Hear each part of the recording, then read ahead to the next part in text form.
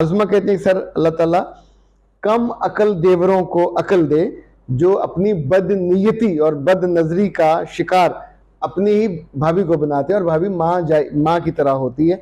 और फिर इन्होंने कहा है कि लगता है ये सारा तरबियत की कमी का असर होता है। अच्छा जी, इकरा सर जी मेरे शौहर हर वक्त गुस्सा करते रहते हैं।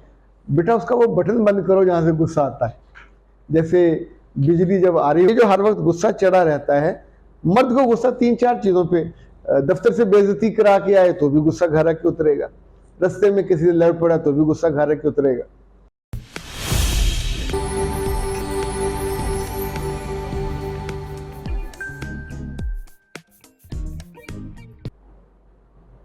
बिस्मिल्लाहिर्रहमानिर्रहीम। खातिन हज़रात, आज की व्लॉग में मैं हूं अख्तर अब्बास और मेरा सलाम आप तक पहुंचे।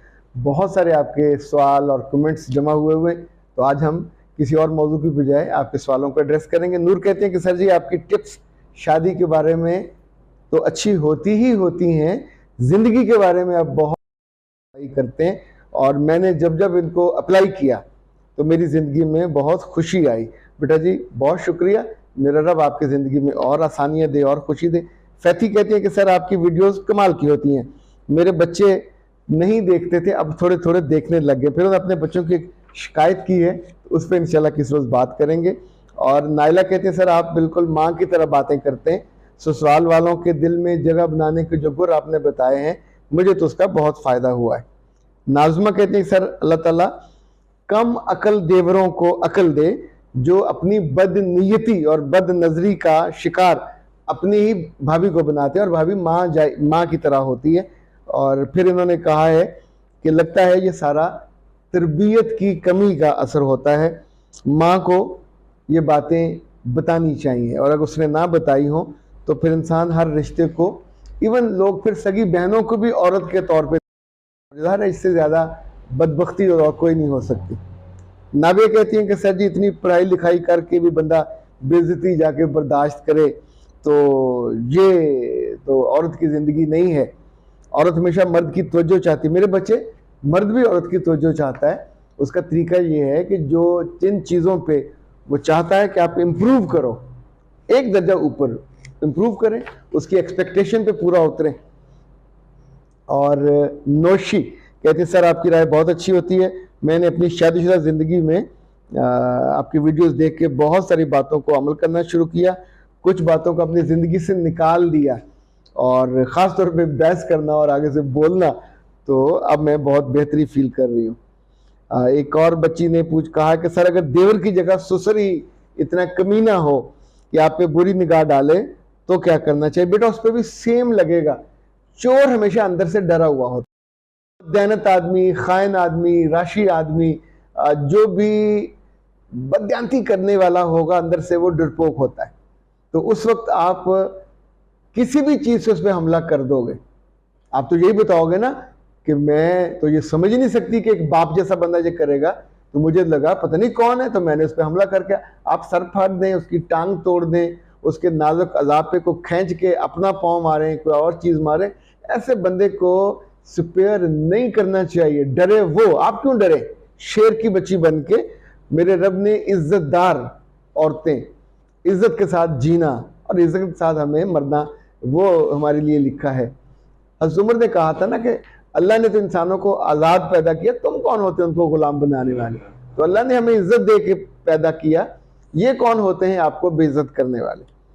अच्छा जी, आज इन सवालों के ढेर में मेरा जी चाहता था, लेकिन पहले मैं सवाल, सर जी मैं बहन के साथ, मेरी बहन के साथ भी ऐसा ही हुआ। उसकी सास ने भी पैसे लिए और बहू को घर से निकाल दिया। अब उन्होंने नया घर बनाया है और वहाँ खुशी से रह रहे हैं। ओके, अल्लाह इनको खुशी दे और खुशियाँ बार बार दे ताकि ये सुखी रहें।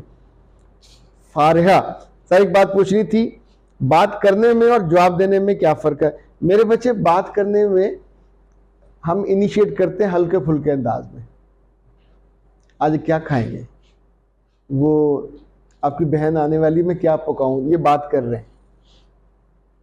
और जो जवाब देना है, आज तुमने फिर खाना खराब बनाया, क्या मुसीबत है, पद जाएगा।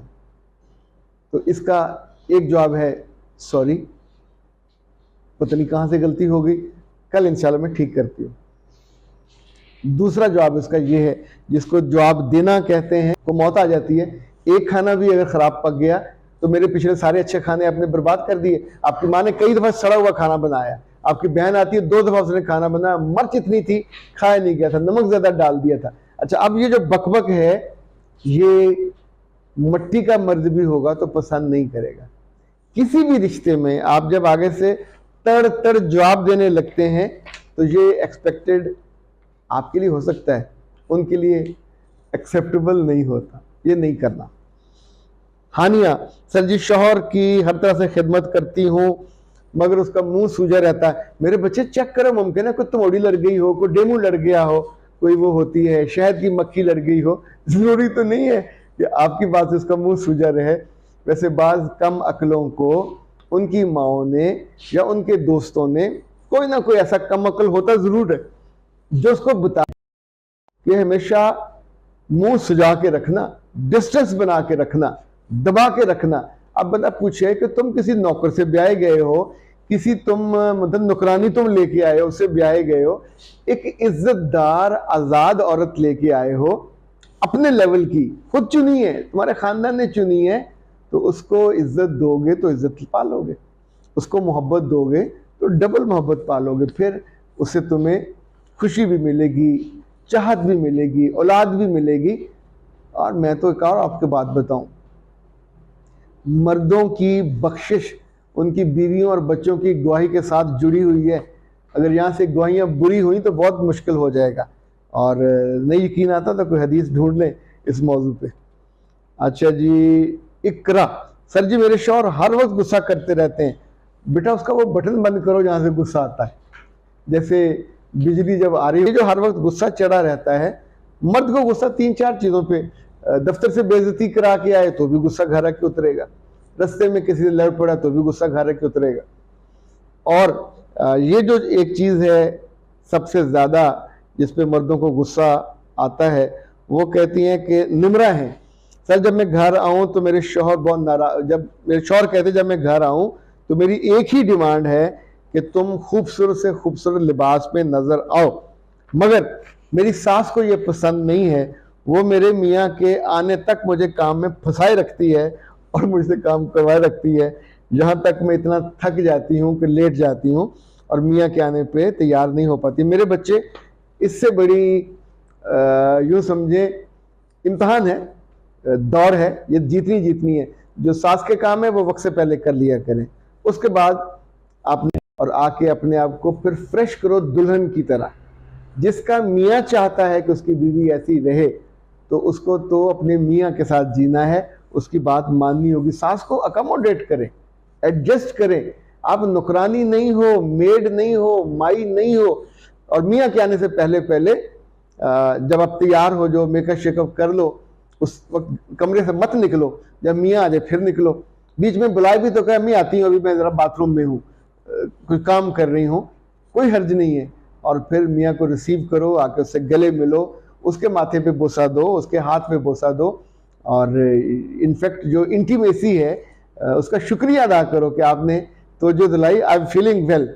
कौन औरत है जिसको खूबसूरत लगना और चाहे जाना और तारीफ किए जाना अच्छा ना लगे? किसी भी मसले पे हाल पैरिया ये करने बैठ जाना उसका हल नहीं होता, हल निकालना चाहिए। हल निकालने से आपकी ज़िंदगी आसान, बेहतर, खूबसूरत और शानदार हो जाती है। अख्तर अब्बास को दीजिए इजाज़त।